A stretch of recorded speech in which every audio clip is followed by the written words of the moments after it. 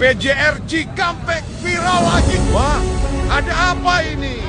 Kok masyarakat ramai sekali? Ternyata masyarakat Bekasi yang terisolasi banjir tidak dapat melintas untuk bekerja ke arah Jakarta. Mereka berkumpul di pintu tol Gabus dan kebingungan. Tiba-tiba Pak Polantas PJR mendatangi dan memberi arahan. Ini karena keadaan darurat yang seharusnya tidak boleh motor masuk tol.